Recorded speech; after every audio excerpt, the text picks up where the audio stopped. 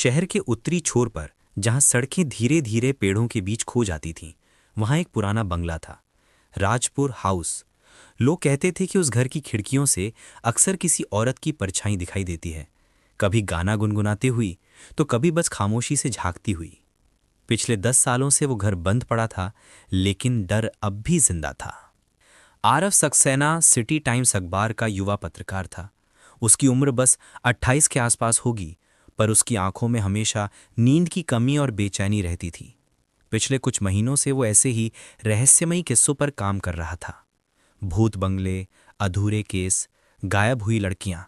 पर उसे खुद नहीं पता था कि अगले असाइनमेंट व उसे सिर्फ खबर नहीं, एक सच भी मिलेगा जो उसकी जिंदगी बदल देगा। उसे अखबार के संपादक ने बुलाया। आरव, राजपुर हाउस का मामला तो देख, पुलिस भी कुछ तय नहीं कर पा रही। पिछले महीने वहां फिर किसी औरत की परछाई देखी गई है। अगर तू वहां जाके सच्चाई निकाल सका तो फ्रंट पेज तेरे नाम होगा। आरव ने बिना कुछ बोले सिर हिलाया। उसने बस इतना कहा, मैं सच्चाई ढूंढ लूंगा, चाहे वो कहीं भी हो। अगली शाम आरव अपनी गाड़ी लेकर राजपुर के उस सुनसान इलाके की ओर निकल पड़ा। सड़क पर चारों तरफ धुंध थी, हवा में ठंडक और अजीब सन्नाटा फैला था। जब वो बंगले के पास पहुंचा तो गेट जंग खाया हुआ था, जैसे सालों से किसी ने खोला ही ना हो। लेकिन सबसे अजीब बात, गेट आधा खुला हुआ था। किसी ने हाल ही में खोला है, उसने मन ही मन कहा। वो अंदर दाखिल हुआ। पुरानी सीढ़ियों से धूल उड़ी, छत से मकड़ी के जाले लटक रहे थे। अचानक ऊपर के कमरे से पायल की हल्की आवाज आई। आरव के कदम ठिठक गए। उसने टॉर्च निकाली और धीरे धीरे ऊपर चढ़ा। कमरे के अंदर धुंधलाका था, लेकिन एक कोने में किसी के बैठने का आभास हुआ। टॉर्च की रोशनी जैसे ही उस दिशा में गई, वहां एक लड़की खड़ी थी। लंबे बाल, सफेद सलवार कमीज और चेहरा बेहद शांत लेकिन दर्द भरा। वो कुछ सेकंड आरव को देखती रही, फिर धीरे से बोली, तुम्हें यहां नहीं आना चाहिए था। और जैसे ही आरव कुछ बोलने वाला था, वो लड़की धुंध में गायब हो गई। अगली सुबह आरव स्थानीय थाने गया। वहां के दरोगा ने उसे बताया, राजपुर हाउस में जो लड़की देखी जाती है, उसका नाम अनन्या मल्होत्रा था। 5 साल पहले ही उस घर में उसकी लाश मिली थी। केस सुसाइड बताया गया था, पर आज तक कोई नहीं जान पाया कि सच क्या था।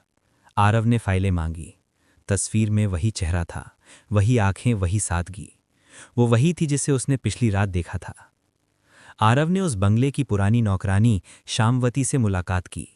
वो कांपते हाथों से बोली, साहब, अनन्या बिटिया बहुत भली थी, पर घर के मालिक विक्रम मल्होत्रा, उनका स्वभाव बहुत खराब था। शराबी, गुस्सैल और बिटिया पर शक करते थे। क्या शक?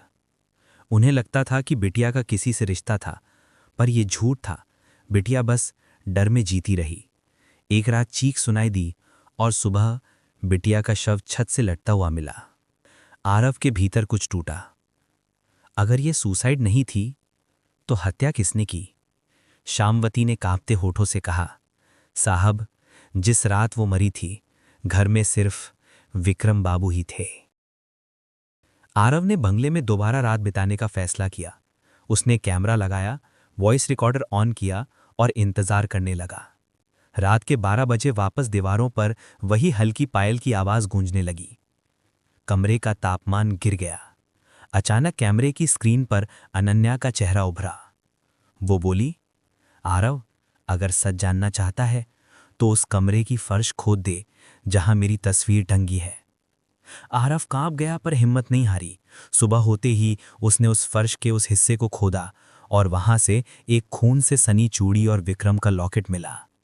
अब सब साफ था। विक्रम ने अनन्या को गुस्से में मारा था और बाद में उसे आत्महत्या का रूप दिया। आरव ने सबूतों के साथ पुलिस में रिपोर्ट दर्ज कराई। पुराना केस फिर खोला गया। विक्रम मल्होत्रा अब तक जिंदा था, लेकिन जेल में कैद कर दिया गया। उस रात आरव आखिरी बार बंगले में गया। वो खिड़की के पास खड़ा था जहां से कभी अनन्या झांकती थी। धीरे धीरे धुंध छटने लगी और वही लड़की सामने आई। अब उसके चेहरे पर मुस्कान थी।